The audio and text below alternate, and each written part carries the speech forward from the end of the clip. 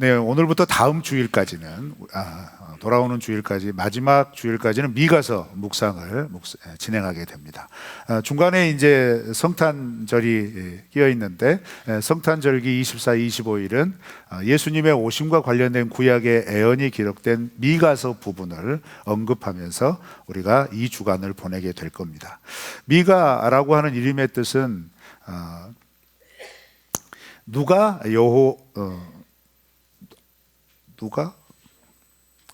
갑자기 생각이 안 나네요. 네. 아무튼 그런 뜻입니다. 네, 아무튼 그런 뜻이에요. 누가 여호와와 같냐 이런 뜻이에요.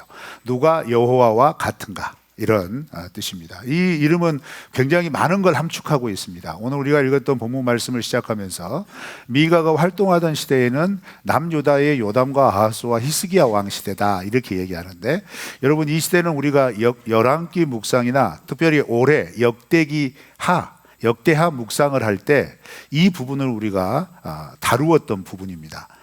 그래서 요담과 아하스와 히스기야에는 각각 특징이 있습니다.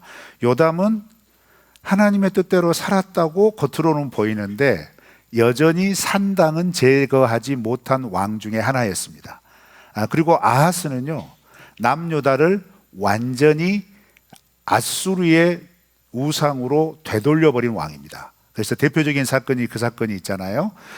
북이스라엘과 아람이 연합해서 남유다를 압박해 오니까 거기에 벗어나기 위해서 이 아하스 왕은 성전의 금과 은을 다 모아다가 아수르에게 갖다 주면서 구해달라 요청을 하죠. 그런데 이 아수르는 어떻게 해요? 그렇게 요청을 받아서 아람을 완전히 멸해버리고 북이스라엘을 심각하게 위협하면서 동시에 유다를 완전히 종속을 시켜버립니다. 그래서 아하스 시대에 어떤 일이 있었냐면, 아하스가 이 아수르 제국의 다마스커스 이쪽 지역을 총관할하는 지역으로 황제에게 인사를 하기 위해 갔다가 거기에 세워져 있는 아수르의 우상을 섬기는 제단을 보고 그 모양 그대로 성전에다가 제단을 만들어버린 왕입니다. 굉장히 심각한 왕이죠. 그리고 여러분, 히스기야는 그렇게 하나님을 완전히 떠난 아하스의 아들로서 참 신기하게도 전적으로 하나님만 신뢰합니다. 그래서 히스기야는 왕이 되자마자 어떻게 해요? 이 아하스가 만들어 놓은 아수르의 제단 다 헐어버리고 종교 개혁을 하죠. 그러면서 우리가 히스기야 하면 생각나는 게 몇 가지 큰 사건이 있는데, 일단 하나님께서 너 오늘 죽는다라고 얘기하니까 어떻게 해요? 성전에 올라가서 하나님 앞에 간절히 기도하면서 하나님께서 15년을 더 살게 해주시죠.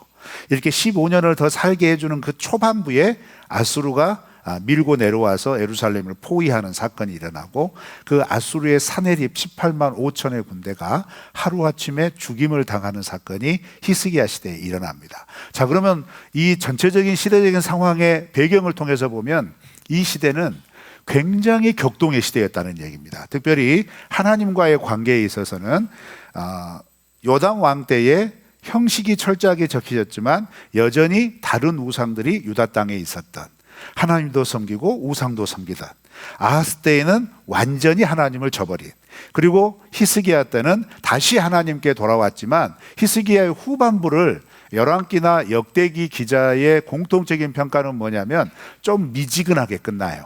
그 말은 뭐냐면 그렇게 놀라운 하나님의 살려주시는 은혜를 경험했음에도 불구하고 히스기야의 말기는 뜨뜻미지근했다는 얘기입니다. 왜 그래요? 여전히 산당이 남아있었거든요. 그거 처리하지 못했다는 얘기입니다. 그래서 이런 격동의 시대에 영적으로 보면 그래서 하나님께서는 이 시대에 선지자를 미가를 포함해서 4명이나 보내주셨어요. 그래서 남유다를 향하여 3명의 선지자가 이 하나님의 메시지를 전했고, 북이스라엘을 향하여 1명의 선지자가 하나님의 메시지를 정했습니다. 그래서 이 시대에 동시대에 함께 활동했던 선지자는 우리가 잘 아는 이사야 선지자, 그리고 아모스, 호세아 선지자가 이 시기에 미가와 함께 선지자로서 활동을 하게 됩니다. 그런데 이제 특별히 이사야와 비교해서 미가는 어떤 존재였냐면, 이사야는 하나님의 거룩하심에 대하여 주로 선포를 했다면 미가는 선포의 방향이 결이 좀 다릅니다. 어떻게 다르냐면 우리 미가서 6장 8절 말씀을 다 같이 한번 읽어볼까요? 시작.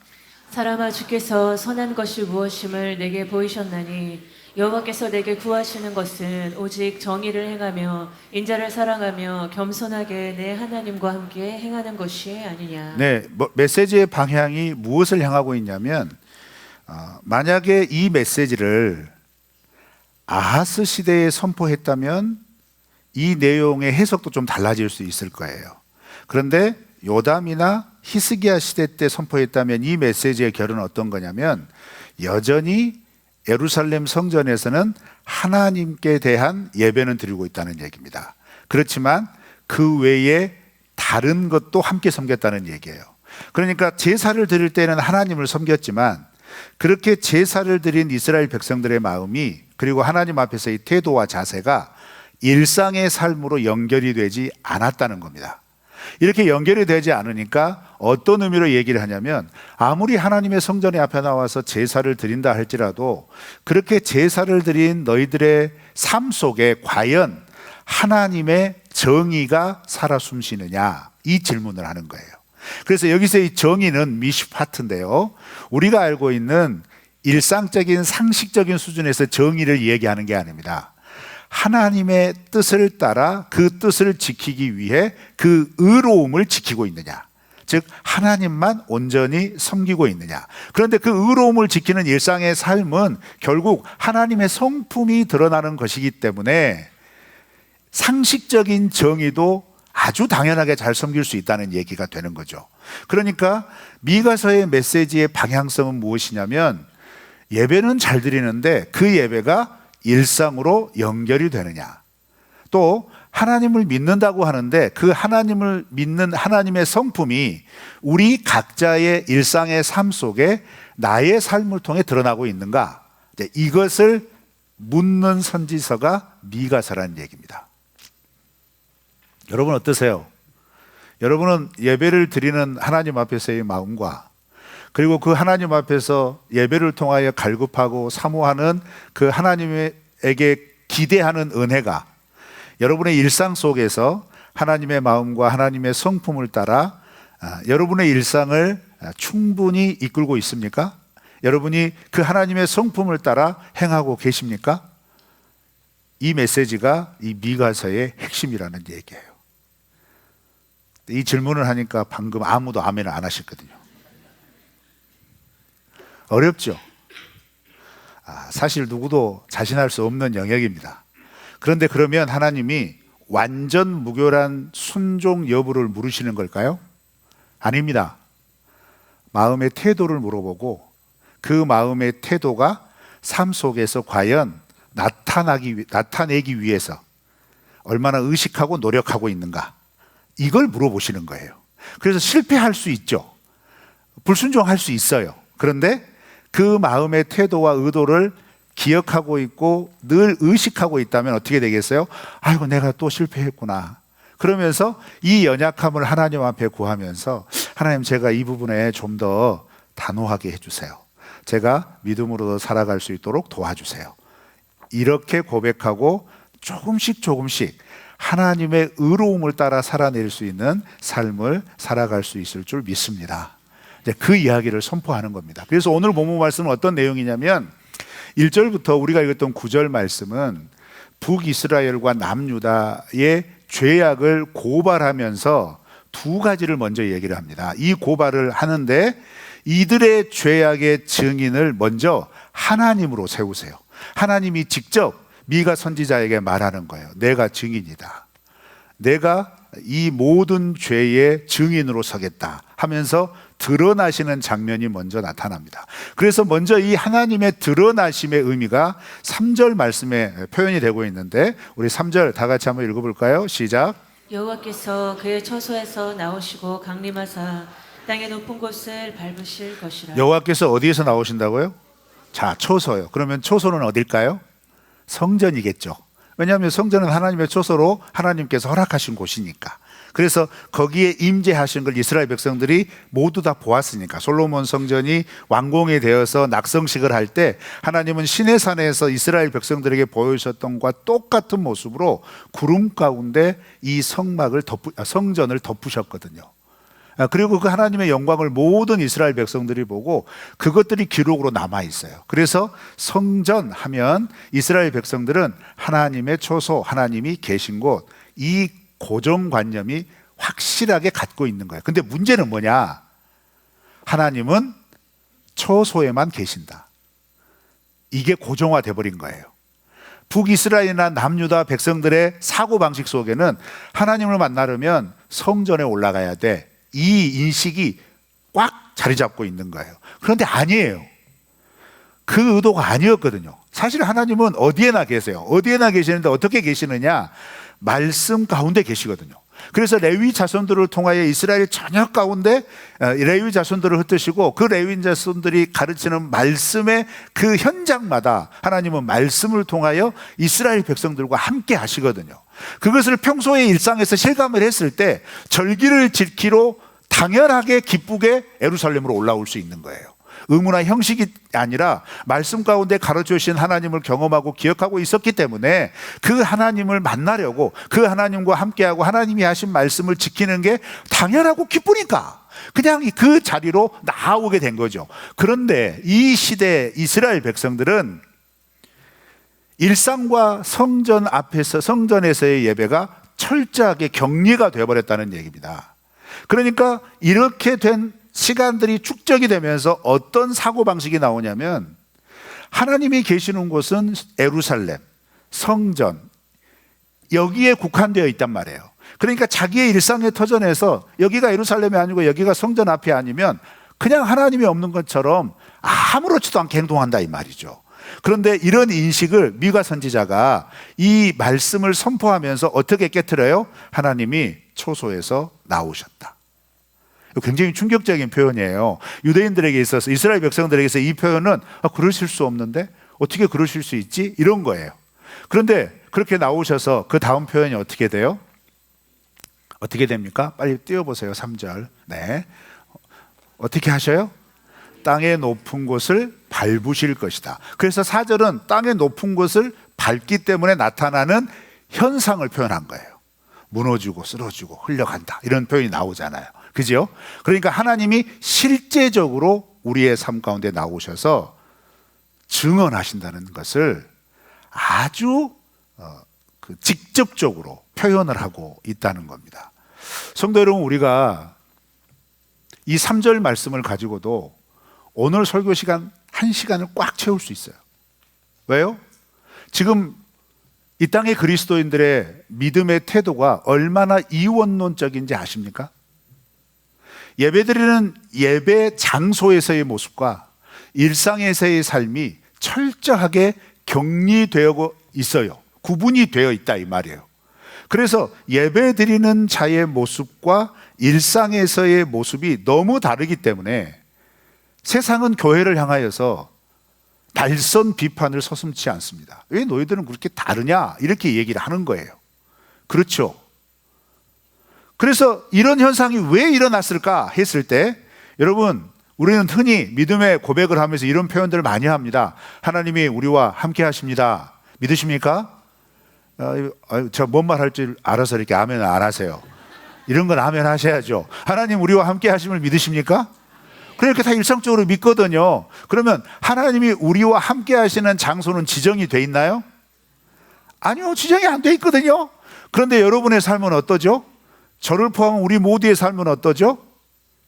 지정이 돼 있는 것 같이 행동한다 이 말이에요. 그래서 하나님께서 이것을 증언하러 나오신다는 거예요.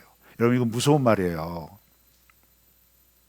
하나님의 심판대 앞에 섰을 때 사람의 증인이 아니라 하나님이 증인이 되신다는 거예요.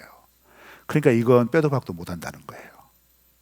그런데 여러분, 이와 같은 심판의 원리가 어디에서 다시 재현이 되는지 아세요? 우리 주님 이 땅에 오셔서 최후의 심판하실 때 우리 주님이 우리의 증인이 되신다 하셨잖아요. 그래서 우리의 구원의 보증을 누가 해주신다 하셨죠? 예수님이 해주신다 하셨잖아요. 그러면 여러분, 우리 하나님의 말씀을 취사 선택하며 믿지 않기를 바랍니다. 내가 필요할 때는 어디에나 함께 계신다 하셨잖아, 이렇게 하지 마시고, 내가 원할 때만 그걸 들먹이지 마시고, 실제로 예배의 장소든 일상의 삶이든 하나님은 우리와 늘 함께 하신다, 이 의식을 가지고 살면 우리가 걸어가는 걸음에서 혹시 잘못할 수 있죠. 실수할 수 있죠. 그럴 수밖에 없죠. 그러면 그 잘못과 실수를 하나님 앞에서 어떻게 해요? 동행하신 하나님 앞에, 아유 하나님, 제가 이렇게 또 했네요. 죄송해요. 안 하려고 노력한다고 했는데 진짜 어떡하죠? 그럼 하나님 뭐라 하시겠어요? 알고 있어. 그러면서 쑥 넘어가실 거예요. 뭐예요? 그 죄에 대한 인정, 그것에 대한 인식이 있을 때 성숙함으로 갈 수 있는 거예요. 그게 반복이 되지 않는 거예요.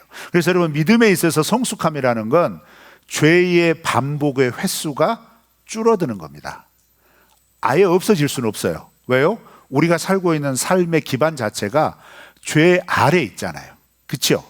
죄의 악의 영향력 아래에 있거든요. 하나님과 상관없는 세상 속에서 우리가 살고 있거든요. 그러니까 하나님과 상관 있이 살려고 그러니까 자꾸 헷갈리는 거예요. 자꾸 이게 구별이 잘 안 되는 거죠. 그렇지만 하나님을 믿는 신앙이 성숙해져 간다라고 하는 의미는 뭐예요?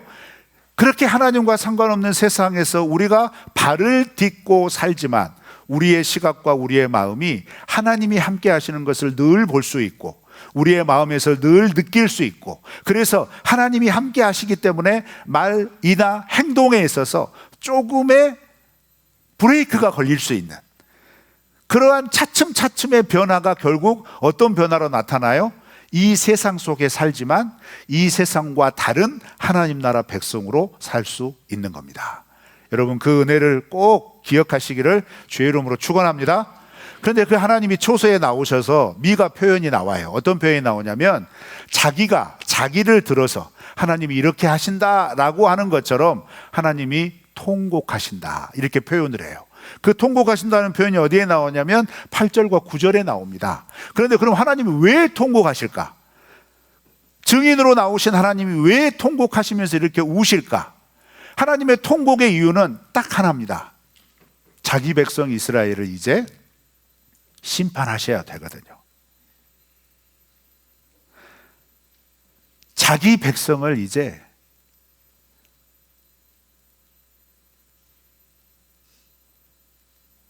일말의 자비 없이 심판해야 될 때가 오고 말았거든요. 심판을 해야 되는데 심판을 하셔야 할 하나님이 너무 고통스러운 거예요. 그럼 하나님 왜 이렇게 고통스러워 하실까? 오늘 본문 말씀에는 북이스라엘에 대한 표현과 남유다에 대한 경고, 그것이 초반부에 나와 있고, 그리고 후반부에서는 남유다에 대한 경고와 함께 남유다의 각각의 마을들을 제시를 하면서 그 마을들이 하나님께 어떤 심판을 받을 것인가에 대하여 쭉 설명이 되어 있습니다. 그럼 하나님 왜 이렇게 심판하시겠냐 이 말이에요. 미가서 전체의 구절들을 살펴보면서 우리가 먼저 그 하나님이 심판하시는 이유에 대해서 살펴봐야 우리의 삶도 하나님 앞에서 좀 정돈이 되고 가늠할 수 있을 것 같아요. 먼저 오늘 본문 말씀에 이런 표현이 나옵니다. 5절을 다 같이 읽어볼까요? 시작. 이는 다 야곱의 허물로 말미암음이요 이스라엘 족속의 죄로 말미암음이라. 야곱의 허물이 무엇이냐? 사마리아가 아니냐? 유다의 산당이 무엇이냐? 예루살렘이 아니냐? 자, 5절의 표현을 보시면 이렇게 표현을 해요. 야곱의 허물, 이것은 이스라엘의 죄를 상징하는 말이에요. 근데 그 야곱의 허물이 뭐냐? 뭐라고 그래요? 사마리아래요. 사마리아는 북이스라엘의 수도입니다. 그러니까 그 도시 자체가 하나님 앞에서 허물과 같은 존재가 되어버렸다는 거예요. 여러분, 허물이 뭐죠? 허물은 벗겨져야 돼요. 그렇죠? 허물은 벗겨져서 버려야 된단 말이에요. 야곱에게서 버려야 될 게 뭐냐? 너무나 고통스럽게도 자기 자신이란 말이에요. 자기 자신을 버릴 수밖에 없다 이 말이에요. 그렇게 이미 도시 전체가 하나님 앞에 죄악의 원상이 되어버렸다, 이렇게 표현하는 거고, 그 다음에 유다의 산당이 무엇이냐? 어디라고 그래요? 예루살렘이라고 그러죠. 여러분, 이 표현을 잘 이해해야 됩니다. 유다의 산당, 산당은 온갖 우상을 섬기는 장소예요. 제단이에요. 그래서 산당을 없애지 못했다 이 말은 뭐냐면 하나님을 섬기는 제단은 예루살렘에만 있단 말이에요. 그런데 처음에는 이 산당이 어떻게 출발을 했냐면 예루살렘에만 제단이 있기 때문에 각 지역으로 흩어진 이스라엘 백성들이 가나안 땅 정복 직후에 하나님을 섬기기 위하여 어떤 형식을 취했겠어요? 각각의 자리에서 하나님을 섬기는 예배를 드렸을 것이고 절기를 지키는 것 외에는 각각의 흩어진 성읍에서 거기에 있는 제사장들이 제단을 집전해서 거기에서 그런 부분들이 이루어졌을 가능성이 많다 이 말이에요. 그런데 그것이 시간이 지날수록 어떻게 퇴색이 되고 변질이 되어버리고 말았느냐, 주변에 있는 우상들과 섞이기 시작하고 나중에는 열왕기 시대의 산당은 무엇을 의미하느냐, 하나님 외에 다른 우상을 섬기는 장소가 된 거예요. 그러면 유다의 산당이 무엇이냐 이 말은 뭐예요? 유다에서 우상을 섬기는 곳이 어디냐 이 말이잖아요. 그런데 그곳이 어디라고 얘기하는 거예요? 예루살렘에는 뭐가 있는데요? 성전이 있잖아요. 하나님을 섬기는 성전이 있는데 하나님은 스스로 증언하기를 예루살렘은 내가 있는 곳이 아니야. 예루살렘은 산당이 있는 곳이야. 이렇게 말씀하신 거죠. 그럼 이걸 풀어봤으면 좋겠어요. 자, 먼저 하나님께서 이렇게 통곡하시며 심판하시게 된 심판의 원인을 살펴보기 위해서 우리가 이 남유다가 섬겼던 산당을 통해서 섬겼던 대표적인 우상은 바알과 아세라죠. 바알은 풍요와 번영의 신입니다. 대지의 신이라고도 하죠.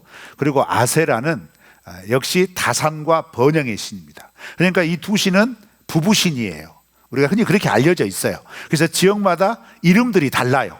그렇지만 이 가나안 지역에서는 바알과 아세라라고 붙여져 있어요. 이 신이. 그런데 이 신이 가지는 공통점은 뭐냐면 풍요와 다산이라는 거예요. 풍요와 다산을 하나님을 모르는 가나안 백성들은 이 우상을 섬기면서 이 우상에게 구했지만 이스라엘 백성들은 누구에게 구해야 될까요? 하나님께 구해야죠. 그런데 농업을 관장하는 대지의 신인 바알에게, 자신들이 농업을 하고 있기 때문에 눈에 보이는 그 우상에게 풍요를 구한다는 거예요. 그런데 절기가 되면 예루살렘으로 올라가요. 그러니까 하나님과 우상을 같이 섬기고 있었다는 얘기가 됩니다. 그러면 눈에 보이는 이런 우상만 섬겼느냐? 아니죠. 미가서 전반적인 메시지는 그것만 가지고 심판을 이야기하지 않습니다. 무엇을 가지고 얘기를 하냐면, 자, 우리 오늘 말씀을 한 가지 더 살펴보겠다면 미가서 5장 10절부터 13절에는 어떤 표현이 나오냐면 하나님께서 심판하시면서 말과 병거를 제거하고 성읍과 요새를 헐어버리겠다, 이렇게 말씀하세요. 신명기 율법에 보면 왕이 되는 자들에게 삼가해야 될 것들을 몇 가지 얘기하는 것 가운데 뭐가 있냐면요, 말을 많이 두지 말아라, 병거를 많이 두지 말아라, 이렇게 말을 해요. 그리고 이 말과 이 병거들이 많이 있음으로 인하여서 그에 따른 기반 시설들이 생기게 되죠. 그래서 솔로몬 왕 때나 다윗 왕 때는 병거성을 축조했다. 이게 뭐겠어요?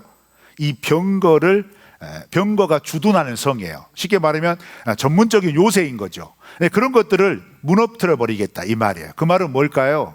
하나님의 나라 이스라엘은 하나님이 병거 되시고 하나님이 요새가 되어지는데, 이미 이 이스라엘 남유다는 하나님을 요새로, 하나님을 병거로 섬기지 않고 무엇을 의지했다는 거예요? 진짜 말과 진짜 병거와 진짜 성읍과 진짜 요새를 힘의 근원으로 섬겼다 이 말이에요. 그래서 그 힘의 근원으로 섬기고 있는 그것을 헐어버리시겠다, 이렇게 말씀을 하시는 거고, 미가서 2장 1절 2절에 보시면 또 무엇을 꼬집느냐면 이렇게 표현해요. 우리 미가서 2장 1절 2절은 다 같이 한번 읽어보실까요? 시작. 그들이 침상에서 죄를 꾀하며 악을 꾸미고 날이 밝으면 그 손에 힘이 있으므로 그것을 행하는 자는 화 있을진저 밭들을 탐하여 빼앗고 그 집들을 탐하여 차지하니 그들이 남자와 그의 집과 사람과 그의 산업을 강탈하는도다. 네, 1절 2절은 지도자들의 탐욕을 지적을 하는 겁니다. 탐욕 때문에 공동체인 하나님의 나라 이스라엘을 어떻게 만들어봤냐면 계층으로 만들어버렸어요. 그래서 기득권과 소외 계층으로 나눠버린 거예요. 그래서 힘을 가진 기득권들은 어떻게 해요? 잠잘 때마다 어떤 걸 뺏을까? 어떤 걸 취할까? 내 손에 쥐을 수 있는 물질을 어떻게 더 풍요롭게 할까? 이거 생각한다는 거예요. 그리고 그 다음날 아침에 일어나서 그걸 실제로 행하는데 어떻게 행해요? 없는 사람 것을 가져다가 자기 걸 취해요. 이게 뭡니까? 경제적인 풍요가 우상이 돼버린 거예요. 그 풍요로움을 이루기 위하여 탐욕을 행사하기 시작해요. 탐욕을 행사하기 위하여서 하나님이 가르쳐 주신 말씀은 절대적인 대적이 되는 거예요. 그래서 하나님 말씀은 아예 무시를 하게 되는 겁니다. 왜요? 여러분, 이스라엘 백성들에게 이스라엘은 하나님의 나라라고 하는 가장 중요한 근간이 뭔지 아세요? 땅입니다. 땅. 그래서 이스라엘 백성들에게 땅은 누구 것이죠? 하나님 것입니다. 그래서 하나님이 각 지파에게 나누어 주신 거예요. 그런데 이 나누어 주신 땅을 개인 사유화하지 못하게 하기 위해서 하나님은 제도를 분명하게 만드신 거예요. 그 제도가 뭐예요? 안식년 제도. 땅을 네 욕심껏 부리지 마라 이 말이에요. 그래서 7년째마다 땅 경작을 쉬라 이 말이에요. 그 다음에 희년 제도. 희년 제도는 뭐예요? 50년마다 한번 리셋하는 거예요. 50년 동안 살면서 삶이 어려워질 수 있잖아요. 그러면 땅 팔 수 있어요. 그런데 팔지만 희년이 되면 돌려줘야 돼요. 그럼 부자들이 참 그러겠어요. 그죠? 내가 내 돈 들고 샀는데 몇십 년 뒤에는 다시 돌려줘야 되거든요. 그럼 이 개념이 가지고 있는 핵심이 뭘까요? 이 땅 너희들 것 아니야. 내가 너희들에게 맡긴 거야. 너희들이 풍요롭게 살도록 배려해 준 거야. 이 내용이거든요. 근데 이것이 자기 권력과 자기 힘의 근원이 되어버린 거예요. 그리고 그것을 유지하기 위해서 어떻게 해요? 가지고 있는 힘으로 사회적인 약자들을 억압해버려요. 하나님 이거 굉장히 싫어하셨습니다. 그래서 우리가 열왕기를 묵상할 때, 역대기를 묵상할 때 하나님께서 심판하시는 이유 중에 하나가 이 사회적인 약자를 철저하게 억압하는 사회 구조에 대해서 하나님은 서슴없이 지적하셨어요. 그게 우상이라는 겁니다. 내 물질을 채우기 위해서 나만 잘 살면 된다라는 생각 때문에 주위를 돌아보지 않는다는 거예요. 그리고 또 미가서 6장 6절 7절 말씀해 보면 이런 표현도 나옵니다. 어떤 표현이 나오냐면요, 제사와 절기는 기가 막히게 잘 지켜요. 그런데 제사와 절기는 잘 지키는 것만큼 하나님 앞에서의 변화는 없어요. 그래서 우리가 이 미가서 6장 6절부터 8절, 우리가 아까 초반부에 6장 8절 읽었잖아요. 그런 너희가 그렇게 제사 잘 드리고 그렇게 절기 잘 지켰는데 왜 정의 행하지 않느냐, 이런 이야기가 나오게 되는 거고요. 그 다음에 결정적으로 미가서 3장 11절 12절 말씀은 오늘 우리가 읽었던 5절 말씀과 딱 연결이 돼요. 그게 뭐냐면 제사장들과 그리고 예루살렘 성전 자체가 타락해버렸다는 거예요. 하나님의 뜻대로 지속되지 않는다는 거예요. 자, 그러면 이런 구절들을 통합해서 보자면 딱 정리가 됩니다. 어떻게 정리가 되냐면 미가 시대 남유다 백성들의 삶, 하나님 앞에서의 삶의 태도는 어떤 태도냐면 이런 태도예요. 예배는 하나님께 드리고 삶의 결정권은 자기 자신에게 있고, 그리고 내 삶을 지탱하는 모든 안전의, 평안의, 번영의 수단은 다른 것에 둬요. 예배는 하나님께, 결정권은 나에게, 삶의 안정적인 다른 것들은 다른 우상에게. 이게 하나님의 백성이라고 하는 이스라엘 백성들의 모습이었습니다. 자, 그러면 이 미가의 메시지는 오늘날 우리와 별반 다를 바 없는 것 같죠? 그래서 두려운 겁니다. 구약의 선지서가 우리에게 주는 분명한 메시지가 이런 거예요. 이런 상황 가운데 하나님이 뭐 하신다고요? 통곡하신다고요. 이것 때문에 고통스러워 하신다고요. 그런데 고통스러워하는 와중에 여러분, 우리가 미가서 전체를 통하여 놓치지 말아야 할 메시지가 있어요. 이미 그런 상황이라는 거예요. 이미 그런 상황인데 지금 하나님은 미가 선지자를 세우셔서 뭐 하시고 계시는 겁니까? 알려주시는 거예요. 너희가 지금 이런 상태다. 그러면서 이 말씀이 들려지고 있다는 얘기입니다. 들려지는 이유가 뭘까요? 그래서 여러분 1장부터 3장까지는 철저한 심판을 선포를 해요. 그렇지만 4장을 딱 넘어가면서는 기조가 어떻게 변하느냐? 하나님의 행하시는 회복에 대하여 이야기를 해요. 그래서 이 죄악에 대해서 하나님이 반드시 짚고 넘어가신다. 그렇지만 이 짚는 것은 결론이 아니라는 거예요. 완전한 종말이 아니라는 거예요. 이것은 하나님의 거룩한 백성으로 하나님의 백성답게 하나님께서 다시 세우시기 위한 새로운 출발이 될 것이다. 계기가 될 것이다. 회복의 첫걸음이 될 것이다. 이렇게 말씀하고 싶으시는 거예요. 자, 그렇다면 여러분, 우리가 이 땅에서 믿음의 삶과 신앙의 걸음을 걸어가실 때 여러분, 우리 그런 경험 많이 하잖아요. 하나님이 내게 이 말씀에 감동을 주셨어 라고 하는 말씀의 감동이 여전히 우리에게 살아있다면 그것은 희망이 있는 줄로 믿습니다. 왜요? 하나님 포기하지 않으셨다는 거예요. 계속해서 들려주어서 하나님의 자녀, 하나님의 백성답게 살아가도록 원하신다는 거예요.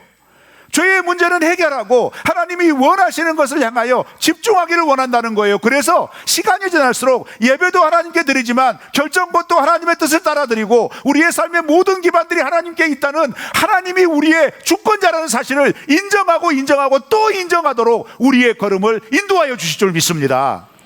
그렇게 살아가기 위해서 우리가 필요한 게 뭘까요? 만약 예배 드리는 여러분의 삶 속에 말씀의 감동이 전혀 없다, 그거 진짜 심각한 거예요. 말씀이 안 들리는 거죠. 그런데 말씀의 감동이 있어요. 막 두려워요. 떨려요. 어떻게 해야 되지? 라고 하는 마음들이 일어나요. 그러면 우리 아직 하나님 포기하지 않으신 거예요. 그러면 그 하나님 앞에 우리 어떻게 해야 돼요? 하나님, 우리 하나님만 붙잡게 해주십시오. 이 고백부터 시작하는 겁니다.